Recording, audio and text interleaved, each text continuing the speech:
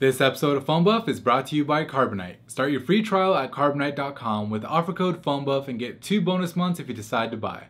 What's up guys, David here and welcome back to another episode of PhoneBuff Q&As, the show where you ask me on Twitter and I answer, and I ask you on Facebook and you vote. It's really as simple as that. This week we'll be talking about innovations on the Note 3, the mysterious Nexus 5 looking device we saw in one of Google's videos, 4K content on 1080p screens and vice versa, and what Android UI you guys like the most. Let's go ahead and get started.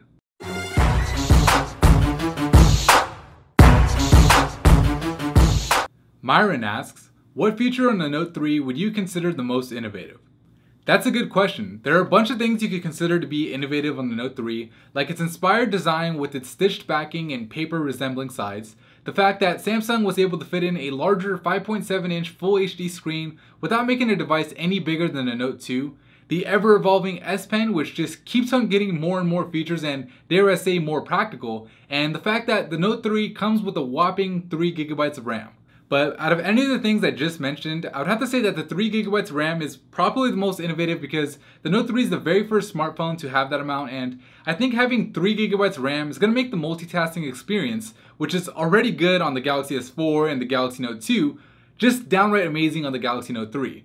It'll also probably help the Note 3 run a lot smoother than the S4, considering how much RAM TouchWiz actually takes up.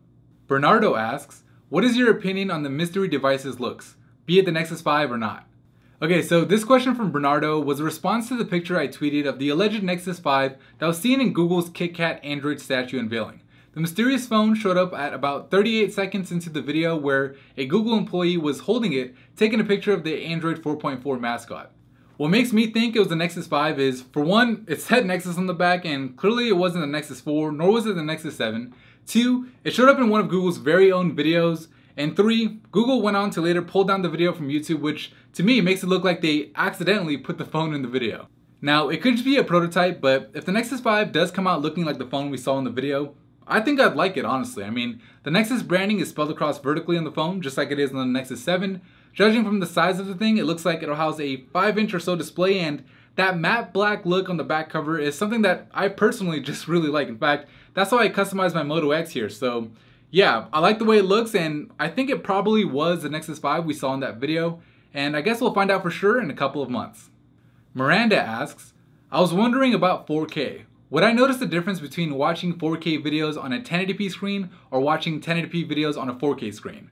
You wouldn't really notice the difference in watching 4K videos on a 1080p display since the content is being downscaled to fit the screen, but you would definitely notice the difference in watching 1080p videos on a 4K screen since the content is being upscaled and doesn't really take advantage of every pixel. But the main thing to remember here is that this is only when you're comparing 1080p content to 4K content on that 4K display. Meaning regular 1080p content shouldn't look any worse on a 4K display than it would on a 1080p display. Hopefully that makes sense. I asked you via PhoneBuff.com's weekly poll, which Android UI do you like the most? And I can't say I'm surprised at all that the biggest chunk of you at 42% said you like stock Android the most. Coming in at second place and just barely edging out Samsung's TouchWiz was HTC's Sense with 23% of the vote. TouchWiz was really close though at 22%, with LG's and other manufacturer UIs sharing the remaining 10%. When it comes to UIs, I usually prefer stock Android like most of you since it is Android the way Google intended it to be, but from time to time, I do like having a manufacturer UI on my phone since they do add value in certain areas where stock Android just doesn't. And if I were to choose one manufacturer UI over the rest, personally, I'd go with HTC Sense.